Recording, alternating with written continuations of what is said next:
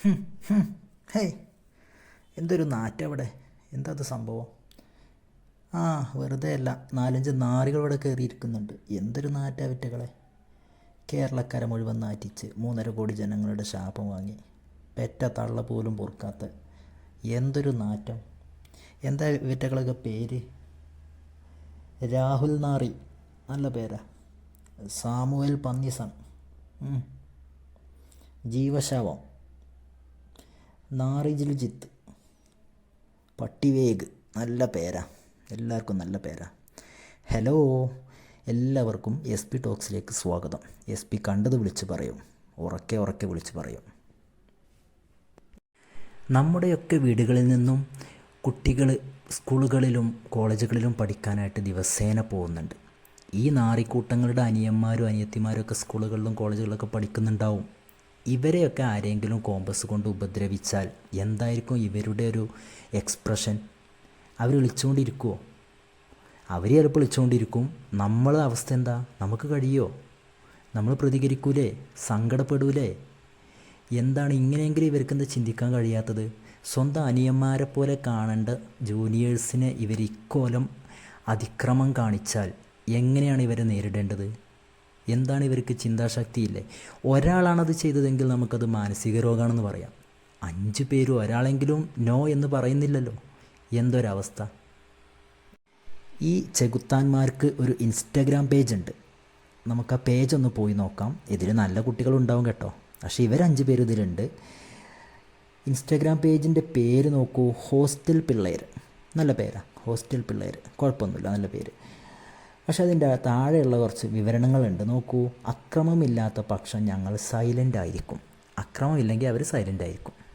എന്താ അതിൻ്റെ മീനിങ്? എനിക്ക് മനസ്സിലാവുന്നില്ല. എന്താണിത് ഇവിടെ ഇങ്ങനെ എഴുതേണ്ട ആവശ്യം? ഇവർ വെൽ പ്ലാനഡ് ആണല്ലോ. അക്രമമില്ലാത്ത പക്ഷം ഞങ്ങൾ സൈലൻ്റ് ആയിരിക്കും എന്ന് പറഞ്ഞാൽ, ഇതിലൊരുത്തം വണ്ടൂര് ഏരിയയിലുള്ള SFIൻ്റെ ഒക്കെ കാര്യപ്പെട്ട ആളാണെന്നാണ് അവൻ്റെ പേജിൽ നിന്ന് മനസ്സിലാവുന്നത്. SFIനെ കുറ്റപ്പെടുത്താൻ ഞാൻ ആളല്ല, പക്ഷേ SFI വണ്ടൂർ യൂണിറ്റ് ശ്രദ്ധിക്കേണ്ട ഒരു കാര്യമുണ്ട്. ഇനി മേലാൽ ഇവനെ സംഘടനയൊക്കെ അടുപ്പിക്കരുത്, സംഘടനേൻ്റെ യാതൊരു സപ്പോർട്ട് ഇവന് കൊടുക്കരുത്, ഒഴിച്ചു നിർത്തണം. അവന് പോണ വഴിക്ക് പോയിക്കോട്ടെ. സംഘടന ചീഞ്ഞ് നാറും. അല്ലെങ്കിൽ പോലീസ് ഏമാമാരോട് വലിയ റിക്വസ്റ്റ് ഉണ്ട്. 1 2 3 4 5 5 പേർക്കും കോമ്പസ് എടുത്ത് കുത്തു കൊടുക്കണേ. മറ്റുള്ളവരുടെ മക്കളുടെ ശരീരത്തിൽ കുത്തി നോവിച്ച് രക്തം കണ്ട് ആനന്ദം കൊള്ളുന്ന ഇവർ സാഡിസ്റ്റുകളാണ്. അവരനുഭവിക്കട്ടെ അതിൻ്റെ ഒരു രസം, ആസ്വദിക്കട്ടെ. ഇതൊരു ഒറ്റപ്പെട്ട സംഭവമൊന്നും ആവില്ല. പല കോളേജുകളിലും പല സ്കൂളുകളിലും ഇങ്ങനെയൊക്കെ നടക്കുന്നുണ്ടാവും. പക്ഷേ അത് ഓവറാവുമ്പോഴാണ് ഈ പ്രശ്നങ്ങൾ. ഒരാളെ കെട്ടിയിട്ടൊക്കെ നോവിക്കുക എന്ന് പറഞ്ഞു കഴിഞ്ഞാൽ, നമ്മുടെ സമയത്തൊക്കെ ഇങ്ങനെയുള്ള പ്രശ്നങ്ങളൊക്കെ ഉണ്ട്. അന്ന് പാട്ട് പാടിക്കുക, തവളച്ചാട്ടം ചാടിക്കുക, ഡാൻസ് കളിപ്പിക്കുക, ഇതൊക്കെയാണ് ഞാൻ കണ്ടിട്ടുള്ള റാഗിങ്. ഇതെന്തേ ചെയ്യുന്നത്? ഒരാളെ ഉപദ്രവിച്ചാൽ അതിനുള്ളത് ഭൂമിയിൽ നിന്ന് കിട്ടിയിട്ടേ പോവുള്ളൂ. ഇവർക്ക് കുറച്ച് നേരത്തെ തന്നെ കിട്ടിയെന്നേ ഉള്ളൂ. വയനാട്ടിലെ സിദ്ധാർത്ഥൻ്റെ കേസും ഇതിലും ഗൗരവമുള്ളതാണ്. ഈ കേസിൽ നമുക്ക് വീഡിയോ ലഭ്യമായതോടുകൂടി അതിൻ്റെ ഗൗരവം മനസ്സിലായി. മറ്റേത് വീഡിയോ ഒന്നും ലഭ്യമല്ല. പക്ഷേ അവരും അതിലുള്ള പ്രതികളും ചെയ്തിട്ടുണ്ടെങ്കിൽ അനുഭവിച്ചേ പോവുകയുള്ളൂ. സ്കൂളിലും കോളേജിലൊക്കെ പഠിക്കുന്ന സമയത്ത് കച്ചറ കാണിച്ച് ശത്രുക്കളെ സൃഷ്ടിക്കാതെ വലിയൊരു ഫ്രണ്ട് സർക്കിൾ സൃഷ്ടിക്കാൻ ശ്രമിച്ചുകൂടെ നിങ്ങൾക്ക്? വലിയൊരു സുഹൃത്ത് വലയം, ഒരുപാട് കൂട്ടുകാർ, ജൂനിയേഴ്സ് സീനിയേഴ്സ് വ്യത്യാസമില്ലാതെ അവരുമായിട്ട് ഒരുമിച്ച് ഭക്ഷണം കഴിക്കുക, യാത്ര ചെയ്യുക, വീടുകളിലൊക്കെ സന്ദർശിക്കുക. ഇങ്ങനെ ഒരു സുഹൃത്ത് വലയം നിങ്ങൾ സൃഷ്ടിച്ചിട്ടുണ്ടെങ്കിൽ അത് നിങ്ങൾക്ക് ഭാവിയിൽ വലിയൊരു മുതൽക്കൂട്ടാവും. ഒരുപാട് സഹായം നിങ്ങൾക്ക് ലഭിക്കും. എവിടെ ചെന്നാലും അവിടെയൊക്കെ നിങ്ങൾക്ക് പരിചയക്കാരും സഹായിക്കാൻ ആളും ഉണ്ടാവും. ഈ രീതിയിലാണ് നിങ്ങൾ കുട്ടികളോട് അല്ലെങ്കിൽ നിങ്ങളുടെ കൂടെയുള്ളവരോട് പെരുമാറേണ്ടത്. ഈ കാലത്ത് ഒരുപാട് അടിയും കച്ചറയും ചെറിയ ക്ലാസ്സുകൾ വരെ നടക്കുന്ന സമയമാണ്. ഒന്ന് ചിന്തിച്ച് പ്രവർത്തിച്ചാലേ നിങ്ങൾക്ക് രക്ഷപ്പെടാൻ കഴിയുള്ളൂ.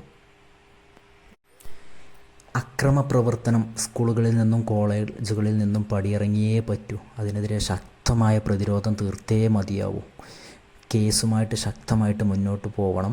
അത്തരക്കാർ വേണ്ട, അവർക്കതിന് അർഹതയില്ല. ഒരു നിമിഷം, ആരും പോവല്ലേ. നമ്മുടെ കാര്യപ്പെട്ട പ്രതി ഒരു ഗാനം ആലപിക്കാൻ താല്പര്യം പ്രകടിപ്പിച്ചിട്ടുണ്ട്. അപ്പോൾ ഞാൻ അദ്ദേഹത്തോടൊരു നല്ല ഗാനത്തിനൊരു നല്ല വിരഹഗാനം തന്നെ ആയിക്കോട്ടെ. പാടാൻ ആവശ്യപ്പെടുകയാണ്. ഓക്കെ. ഇന്നൊരെന്റെ ജീവനിൽ കിനാവു തന്ന കൺമണി നീയില്ലെങ്കിലും ആശകൾ തൻ